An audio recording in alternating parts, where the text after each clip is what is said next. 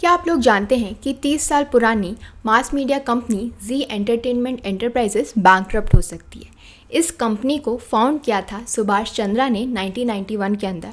सुभाष चंद्रा ना सिर्फ जी एंटरटेनमेंट के फाउंडर रह चुके हैं, बल्कि 2016 के अंदर वो राज्यसभा के मेंबर भी रह चुके हैं। अगर हम जी एंटरटेनमेंट का करंट स्टेटस देखें तो इस समय जो उनका एनुअल रेवेन्यू है वो है $1 billion and there are 30429 employees working in this company. अब आप लोग सोच रहे होंगे कि कंपनी तो अच्छा खासा काम कर रही है, तो फिर ये बैंकरप्ट क्यों होने वाली है। ये बैंकरप्ट अपने खुद की वजह से नहीं, बल्कि दूसरी कंपनी की वजह से होने वाली है, जो कि है सिटी नेटवर्क्स। अगर हम जी एंटरटेनमेंट की बात करें तो ये काफ़ी सारे चीज़ों में काम करती है, जैसे कि television, print, internet, film and business related to mobile contents. Currently Zee के अपने 45 चैनल्स हैं world wide. So we can see कि जी का अपना अच्छा खासा काम चल रहा था, लेकिन वो इस बैंकरप्सी में कैसे फंस गया। इस इशू को समझने के लिए हमें ध्यान में रखनी होगी 3 एंटिटीज़। पहली सिटी नेटवर्क, दूसरी जी एंटरटेनमेंट एंटरप्राइजेस और तीसरी इंडस बैंक। अब हम देखते हैं कि इन तीनों में बीच में ऐसा क्या इकोनॉमिक रिलेशन था जिसकी वजह से जी जो है वो बैंकरप्ट हो सकता है। ये जो सिटी नेटवर्क्स लिमिटेड है, जिसकी वजह से ये सारा बैंकरप्सी का केस स्टार्ट हुआ है, इसे पहले wire and wireless India limited के नाम से जाना जाता था, जो कि एक मल्टी सिस्टम ऑपरेटर है and it was promoted by the Essel group.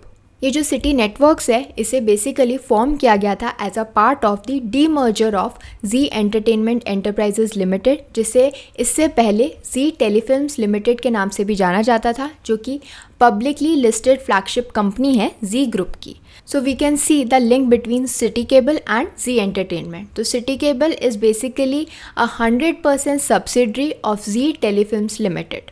और ये जो केबल ऑपरेशंस हैं सिटी केबल के, इन्हें लॉन्च किया गया था जून 1994 के अंदर। सो आई होप कि आपको कनेक्शन तो क्लियर है between Siti networks and Zee entertainment. तो ये जो सिटी नेटवर्क है, ये एक सब्सिडरी कंपनी है जी एंटरटेनमेंट की। अब इस सिटी नेटवर्क को कुछ लोन की ज़रूरत थी और उन्होंने अप्रोच किया इंडसलैंड बैंक को। जब भी आप किसी भी तरीके का लोन लेते हैं तो आपको कुछ ना कुछ सिक्योरिटी देनी होती है, इसके साथ साथ कोई ना कोई गारंटर भी होता है। अब ये जो लोन लिया था सिटी नेटवर्क ने इंडसलैंड बैंक से, इस लोन के अंदर जो गारंटर था वो था जी एंटरटेनमेंट एंटरप्राइजेस लिमिटेड। और जब सिटी नेटवर्क्स जो है वो लोन को वापस नहीं कर पाया, जो लोन अमाउंट है वो वापस नहीं कर पाया, इन दैट केस इस बैंक ने इन्वोक की guarantee and made Zee a party to it. जिस अमाउंट के लिए उन्होंने ये गारंटी इन्वोक की है, इट इज़ 831 मिलियन रुपीज़।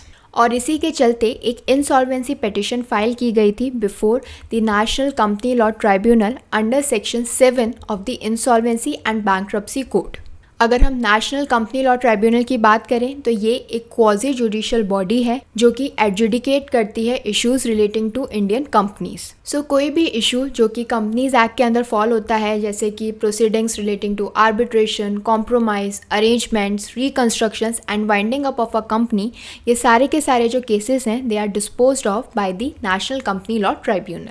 अब मेरा कंसर्न ये है कि क्या इस लोन की वजह से जी सचमुच बैंकरप्ट हो जाएगी। तो चलिए उसके कुछ स्टैटिस्टिक्स देखते हैं, नंबर्स देखते हैं कि जी के पास एक्चुअली में कितना पैसा है। जी एंटरटेनमेंट एंटरप्राइजेस लिमिटेड के पास जो कैश बैलेंस है वो है 6,726 मिलियन रुपीज़ एंड ये जो अमाउंट मैं आपको बता रही हूँ ये है एज ऑफ दिसंबर 2022। और हम देख सकते हैं कि अगर जी ये जो लोन अमाउंट है उसे वापस भी दे देता है, जो भी उन्होंने गारंटी के तौर पे लिया था वो सारा का सारा अमाउंट वापस भी दे देता है, तो उनके पास जो कैश बचेगा it will be 2,285 million rupees.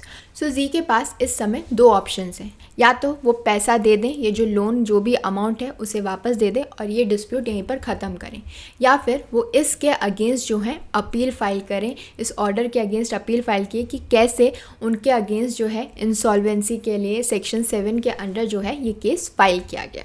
Indus bank ने ना सिर्फ जी के अगेंस्ट बल्कि सिटी नेटवर्क्स के अगेंस्ट भी एक सेपरेट इंसॉल्वेंसी पिटीशन फाइल की है नेशनल कंपनी लॉ ट्रिब्यूनल के सामने। सो जी ही नहीं, सिटी नेटवर्क्स के अगेंस्ट भी ये इंसॉल्वेंसी की पिटीशन फाइल कर दी गई है और नेशनल कंपनी लॉ ट्रिब्यूनल ने इस पिटीशन को एडमिट भी कर लिया है, एक्सेप्ट भी कर लिया है।